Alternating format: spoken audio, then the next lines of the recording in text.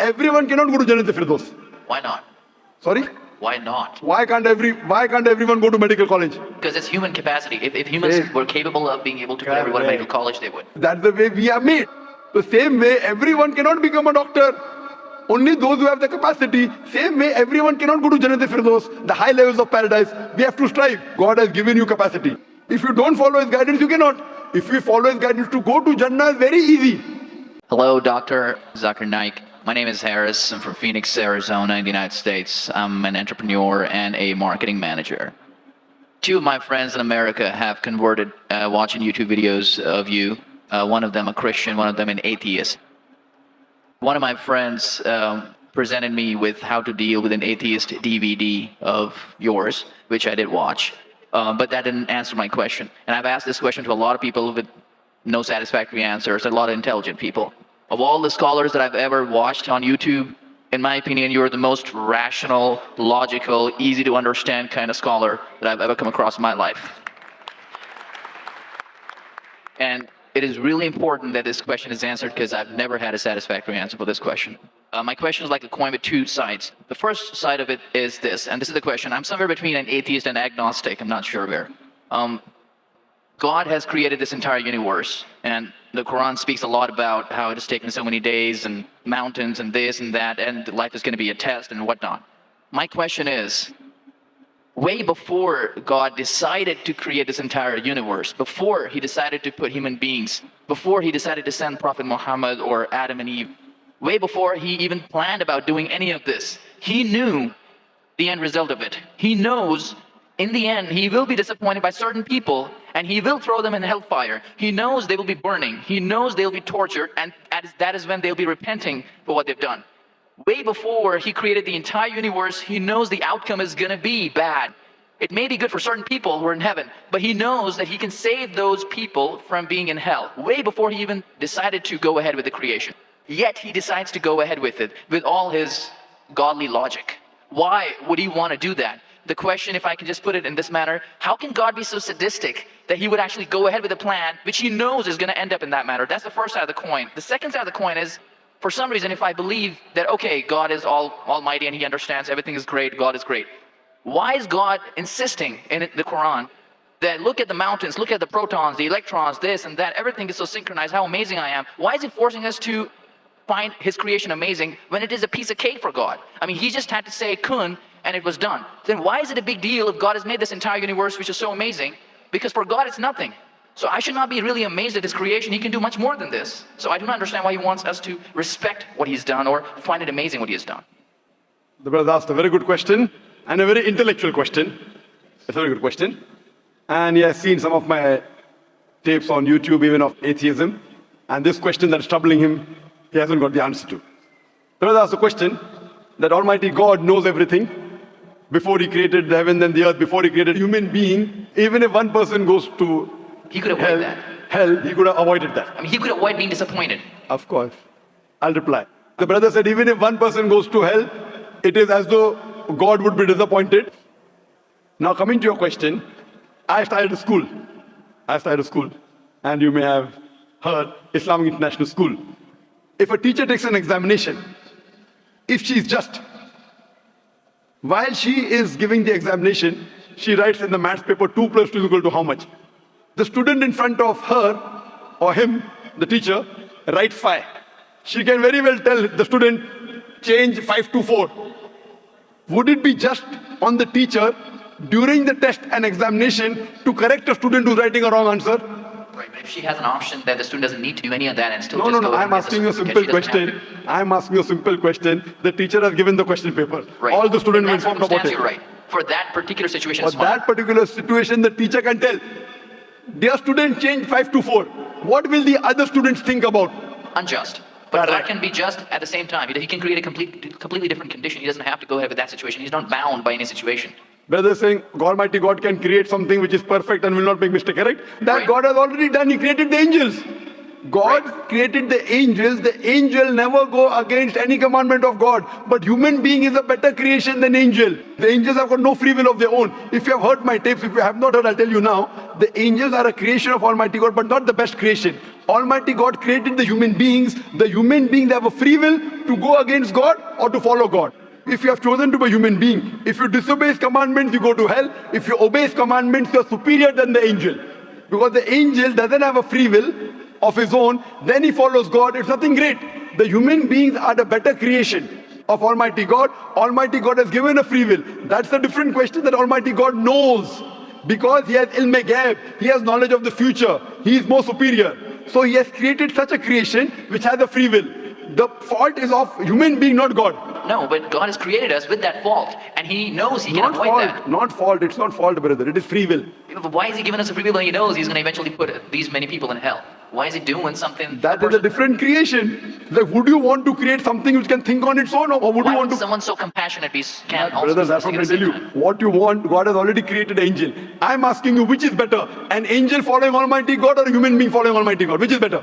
For me, absolutely, if I get a second chance, I would want to be an angel. Why would I risk going Second to hell? chance, correct. That's why Almighty God says in Surah Araf, chapter number 7, verse number 172, Almighty God brought all the human beings from the loin of Adam and asked them, is there one God? All agreed. Almighty God says in Surah Hashar, chapter 59, verse number 21, if Almighty God revealed the Quran on the mountain would shudder down. Almighty God says in Surah Azab, chapter 33, verse number 72, it is the human beings who were fools who said we want to be human beings. You and I were fools. Now you cannot backtrack. Once you said you want to appear for the test, once you read the test paper. Nobody asked me. That's They what- asked Adam and Eve. No, brother. Quran says every human being was asked. And then it is washed off. This memory is washed off. If the memory is away, the test, Almighty God says in the Quran, do you want to be a human being? If you become a human being, you can become superior to an angel or can get inferior. If you don't want to become a human being, just pass. Even for argument's Brother, sake, let me even in that please let me complete. You ask the question. All right, go If ahead, you sorry. interject, how will I answer? Sure, go ahead. So Almighty God asks the human beings, and the Quran says, we human beings were fools, you and I both, were fools who opted for the test. Now once you undergo a test, if you follow the commandment after free will, you be superior to an angel. If you disobey Allah, you become inferior to an angel. We wanted to pass with distinction, you and I. You and I. You told, I don't remember. Of course you will not remember. And even I don't remember. But I believe in the Quran. On the day of judgment, Almighty God says, not a single human being will object to the justice of Allah. That we'll come to know on the day of judgment. Only thing we'll say, please give us one more chance. Almighty God will say it's too late. Because if He wants to give you a new chance, then I'll have to come back in the world again. Again, everyone. So those who failed, He can't get only the failures. So the Quran says no one will ever object on the justice of Allah. They will request Allah, give us one more chance. Almighty God will say too late. Almighty God gives us chances in this world itself. You make a mistake, Allah gives you a chance to repent. You repent. Allah forgives you. Again you make a mistake. Once you die, it's only one. So as far as the first question is concerned, why did God create? Because it's a better creation. Any logical person, including you, has to agree that a person who has a free will is a better creation than a person who has no free will. Only your question you don't remember is perfectly right. When you die, when you're resurrected, that time you and I will meet. Then you will say, I remember. Even I don't remember now. But I have faith in the Quran that Quran cannot be wrong, because scientifically, if you heard my lecture, 80% of the Quran is 100% matching with science. 20% is ambiguous, neither right, neither wrong. So my logic says when 80% is 100% correct and not even 0.1% of the 20% is wrong, so my logic says even this 20% would be right. I'm a scientific person, I'm a logical person. So I believe in the statement of the Quran that we chose. If you wouldn't have chosen, you could have questioned God. Why did you make me a human being? Then God would have been at fault. But God says in the Quran, He asked, the mountains were afraid. Everything else were afraid. We human beings opted for this. But do you remember being asked? I don't remember being asked. Brother, that question. if you heard my answer, even I don't remember. But if you remember, then where is the test? Imagine if a teacher teaches you something. Teacher teaches you something. Teacher gives you the book. The teacher has to take away the book for the test. If the teacher says, okay, take the book and answer, where is the test? Okay, but what?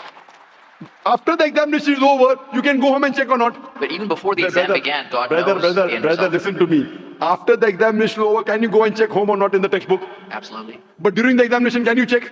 No. So now the examination is going on, brother. Once it's over, you can check. If you tell teacher, I want to see the textbook, I don't remember. No. During the examination, you cannot refer to the textbook, it will be called cheating. Correct? So once the examination is over, if you don't remember, you tell God, what is this illogical? But Quran says not a single human being will object to the justice. Let the test get over. So today, I being a scientific person, I being a logical person, based on my knowledge of science, based on my logic, when I read the other scriptures, and when I read the Quran, I find Quran is the only book, only religious scripture on the face of the earth which passes this test. So therefore I, being a scientific person, being a logical person, agree, okay, fine. This statement of the Quran also has to be right. I don't remember, that's the test. If I remember, where is the test? So that answers the first part of the question. First part, that saying that God was sadist. God is not sadist. For example, I start a medical college. I want the school students to go to medical. How many students who go to school enter the medical college? Just roughly, can you guess? Few. Surely less than 5%. Less than maybe 1%. So why did you make a college where only 1% can enter? Fine. It is for selected few. So same way God made heaven, Jannah, Jannat-e-Firdaus. Everyone cannot go to Jannat-e-Firdaus. Why not? Sorry? Why not? Why can't everyone go to medical college? Because it's human capacity. If humans were capable of being able to go to everyone to medical college, they would. That's the way we are made. The same way everyone cannot become a doctor. Only those who have the capacity. Same way everyone cannot go to Jannat-e-Firdaus, the high levels of paradise. We have to strive. God has given you capacity. If you don't follow His guidance, you cannot. If you follow His guidance, to go to Jannah is very easy. If you're intelligent, it's very easy. If you're intelligent. And if you're truthful to yourself. But if you're not truthful to yourself, even a non-intelligent man can go to Jannah. Only thing, you should be truthful. God has given you different options how to follow Him. Some people think they are smart. I tell them they're extra smart. If they were smart, they would see it is crystal clear, in black and white, that this is the word of God. You have to follow it. That's the reason Francis Bacon said, little knowledge of science makes you an atheist. In-depth knowledge of science makes you a believer in God. So I wouldn't say God is sadist. I said we were fools who opted to undergo the test. Not God. God gave you an option. What you want to be, we chose. So we are responsible, not God. God is not a sadist, we are fools. That's what the Quran says. On the day of judgment you will come to know, inshallah, you and I both. Inshallah, if I go to Jannah, inshallah, I'll pray to God, I'll thank God. You know, I was a good person, I choose to be a human being. If you pass that. If you fail, then we will curse our own self. Hope that answers the question. The second part? Sorry, what was the second part? That even if I believe how almighty He is, how knowledgeable He is, why is He so bent on convincing us, look at the mountains, look at the electrons, look at the That's protons? Right. The second part of the question was that why does Almighty God give references of the mountain, that He's created this? For Him it is peanuts. So why is He talking? You know why is He saying? He's saying these peanut things, mountain, they would shudder. You human being who are superior, why don't you understand? Quran says in Surah Hashar chapter 59 verse number 21, had the Quran been revealed on the mountain would have fallen down to utter ruin. But to us human beings it makes no difference. He's giving these examples to show that these things which are so powerful, the mountains, etc., which He has created, would have submitted their will. Why don't you human beings do? He's trying to give an example that we are fools. He's not trying to praise Himself. And whenever He asks us to praise Him, or when He says, for example, Allahu Akbar, God is the greatest. Do you think it will change Allah? No. Whether you say 1,000 times Allahu Akbar or 1,000,000 times, He cannot become greater. He's already the greatest. The reason we say these things is because it is our human mentality, our human nature, that we follow the people who are famous, we follow the people who we praise. For example, your mother has a heart attack. There's an unknown person on the street who gives you the treatment. And you heard that the best heart specialist in the world is Dr. X. Now, will you follow Dr. X's advice or the person on the street who you don't know? Dr. X. Why? Because Dr. X is famous. People know him. He's the best in the world. So the reason in our salah, in our life, we say Allahu Akbar, Allah is the greatest, Allah is the most wise, Allah is the most intelligent. Why? If we say that, it doesn't benefit Allah. It benefits us. That if we praise Him, we follow Him. If we follow, we go to Jannah. To Allah, it makes no difference. Therefore, Allah says, will you not then believe? Will you not then understand? That means the Quran is revealed to the people for understanding. So He's giving this example not to make Himself great. He's already the greatest. Whether you say a million times Allah is the greatest, it will not make a difference to Allah. He's telling it to you. Allah says in the Quran, Allah does not require you, you require Him. So when we praise Him, it is human psychology that the person you praise, person you talk great about, you tend to follow His advice. By following His advice, it will benefit you, it will not benefit Him. He's already the greatest. He's already the merciful. So these are rules and regulations laid down. He is our creator. He knows our mindset. You are a student of science, correct? I'm also a student of science. The moment I come to know, Allah mentioned these scientific facts which we came to know today, 50 years back, it increases my faith in Allah. Allah says in Surah Fusilat chapter 41 verse 53, Sanuri mayatina fil afaqi wa fi anfusihim hatta yatabayyana annahu haq. Soon we shall show them our signs in the furthest regions of the horizons and into their soul until it is clear to them that this is the truth. So Allah is giving these examples so that it benefits us. For Him, it makes no difference. It is benefiting us, so He is giving us a chance to follow Him so that we can go to heaven.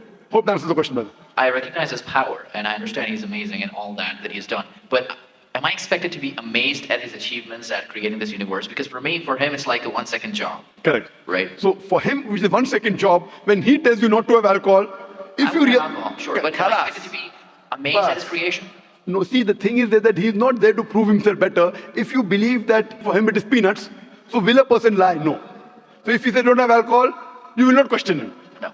Don't have pork, you will not question Him. Yeah, but I'm not amazed at His creation because for Him it's nothing. Compared to us, it's amazing. For Him, it's nothing. Right. But compared to us, a person who can create the universe, when He tells me not to have alcohol, I immediately follow. Sure, I don't mind following Him, but do I have to be amazed at His creation, as is said in the Quran? See, as you asked me the question, should I be amazed at the creation? Right.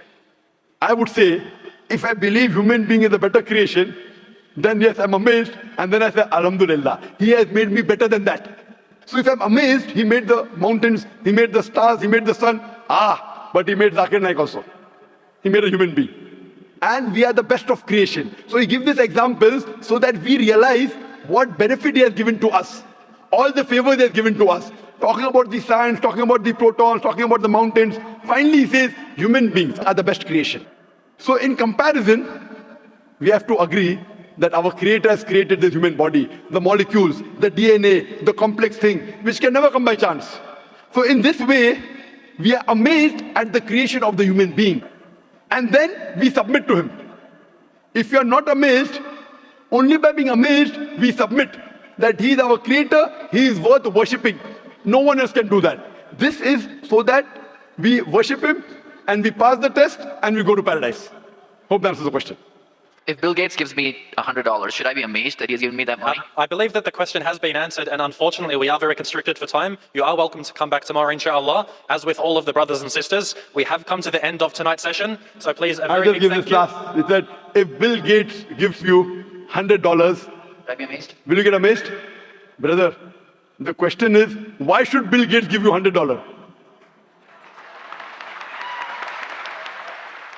If you tell me a Tom, Dick and Harry gives you $100, nothing to be amazed. Bill Gates gave me $100. It's something that he gave you. Why did he give you? Why not somebody else? Why? The question is, why did he give you is the question. Okay. If some Tom, Dick and Harry gives you, if a man on the street gave you $100, Bill Gates. Got it. You got it, no? Answer. Got it. I got that. So now you're convinced, huh? Yes, absolutely. That is the answer. So inshallah, I hope that you'll come closer to Islam. So I should not be amazed at the fact that he's giving me the money. I should be amazed it's him who's giving the money. Alhamdulillah. Got it. So it was worth the time extending. Alhamdulillah.